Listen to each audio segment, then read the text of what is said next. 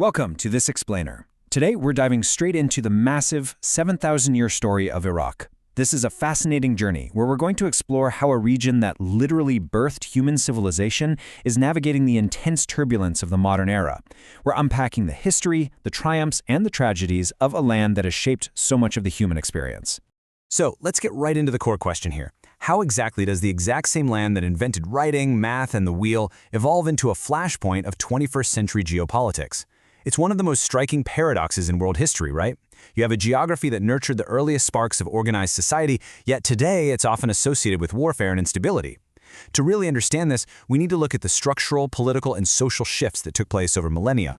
To make sense of this paradox, we've structured our explainer into 5 key chapters. We'll start with the cradle of civilization, move into the making of modern Iraq, cover the Ba'ath Party era, look at decades of conflict and war, and wrap up with challenges and enduring heritage.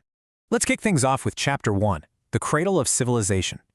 Sweeping across millennia, we see a succession of brilliant empires, each building on the achievements of the last along the incredibly fertile Tigris and Euphrates rivers. Around 3500 BC, the Sumerians established advanced agricultural city-states. By 2350 BC, the Akkadians, under leaders like Sargon, formed a vast empire. Then came the Babylonians around 1792 BC, ushering in periods of high culture and learning, followed by the mighty Assyrians. These weren't just isolated kingdoms, they were basically the engine room of early human progress.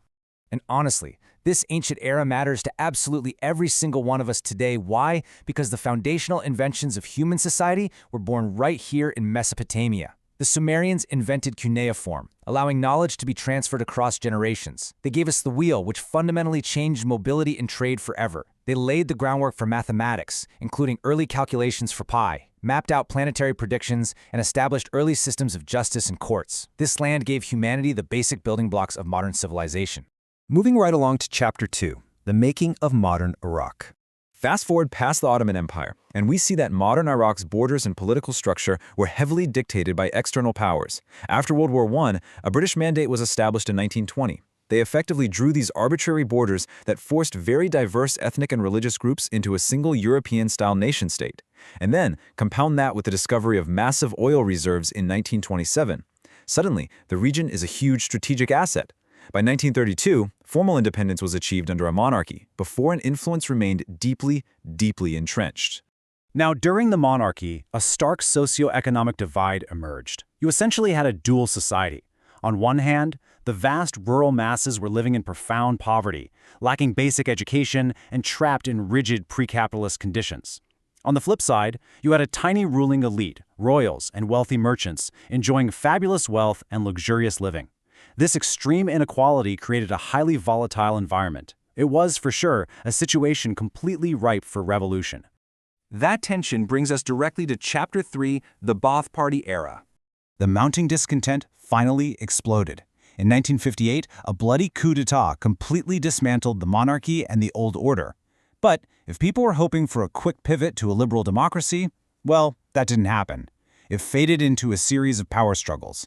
These turbulent years ultimately centralized control under the Ba'ath Party, which seized power in 1968. And it's within this new power structure that a deputy named Saddam Hussein began to consolidate his influence, setting the stage for what would become a highly centralized totalitarian regime. 1972 is a pivotal number here. That is the year the Ba'athist regime took full control of the nation's resources by nationalizing its oil industry. This was a massive geopolitical move. It gave the Iraqi state unprecedented wealth to rapidly build up domestic infrastructure, education, and healthcare. But simultaneously, and this is absolutely crucial, that same oil wealth allowed the regime to build a formidable security apparatus, cementing its rigid grip on power and ruthlessly suppressing any political opposition. That absolute centralization of power paved the way for Chapter 4, decades of conflict and war. The sequence of events over the following decades is just dizzying and devastating for the Iraqi people. In 1980, Iraq invades Iran, sparking an exhausting and bloody 8-year war that essentially bankrupted the previously wealthy state. Desperate for cash and facing massive debts, Iraq then invades Kuwait in 1990. That triggers the Gulf War and a devastating response from a UN-backed coalition. Finally, in 2003, a US-led coalition invades Iraq, leading to the rapid fall of Saddam Hussein's regime, but blowing the doors wide open on a deeply chaotic new chapter. To truly grasp the scale of devastation, even before the 2003 invasion, just consider this one staggering figure: $200 billion. According to the source material, this was the estimated cost in direct physical damage to Iraq's infrastructure resulting from the Gulf War alone. Half of the factories were damaged, oil refineries were set ablaze, and the agricultural irrigation systems were nearly destroyed. It basically set the country's development back by decades overnight. Looking at the aftermath of the 2003 invasion, we see a tragic chain reaction of destabilization. The swift dismantling of the Iraqi state and military, in a matter of weeks, created a massive power vacuum. With state authority gone, non-state actors and insurgent groups rapidly filled the void. This led directly to an escalation in sectarian violence, highlighted by heartbreaking events like the 2006 Oscaria mosque bombing. During this time, up to 140,000 people were detained, and public services remained heavily decimated, creating a tremendously difficult environment for ordinary citizens just trying to survive. Which brings us to our final chapter, Challenges and Enduring Heritage. The post-2011 landscape has been incredibly complex. You have a public continually pushing for accountability.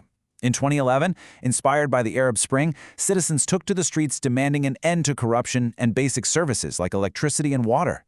Then, in 2014, the country faced the existential threat of ISIS capturing Mosul, causing massive displacement. By 2015, renewed and often violent protests erupted again. The citizens bravely continued to demand systemic reforms and basic human rights right in the middle of these ongoing security crises. But listen, to truly understand Iraq, we have to look beyond the conflict. We need to look at its enduring cultural anchors. Take the maqam, for instance. This is an intricate, highly structured art form of music featuring melodies that govern specific modes and rhythms, carefully designed to evoke deep emotional states. Originally performed in historic courts by musician-poets, the maqam has preserved the nation's cultural soul for over a millennium. It's a testament to a deep, abiding artistic heritage that outlives absolutely any political regime. And accompanying the maqam is the oud. Developed in Iraq by the 11th century, this stringed instrument with its short neck is widely accepted as the direct ancestor of the Western lute. It is a beautiful, tangible reminder that despite the modern ruins and the headlines of conflict, this is still a land that fundamentally shaped global art, music, and culture. The strings of the oud connect the modern Iraqi identity directly back to its golden age of innovation. The source material summarizes this beautifully. Quote, Iraq does indeed have enormous problems both of state and nation. Still, its new international status is a rich potential. That right there perfectly captures the paradox. Yes, the challenges facing the state, from infrastructure to political cohesion, are monumental. Yet, the underlying potential of the people, the richness of the land, and the massive depth of its cultural capital, they remain incredibly vast. So, I'll leave you with this thought. Knowing the unbreakable cultural legacy of Mesopotamia and the incredible trials its people have endured, how will Iraq chart its course into the future? The foundations of human civilization were literally built right here. The capacity for rebirth is written into the very soil. Thank you so much for joining me for this explainer. I hope this deep dive helped structure your understanding of a truly complex and fascinating nation.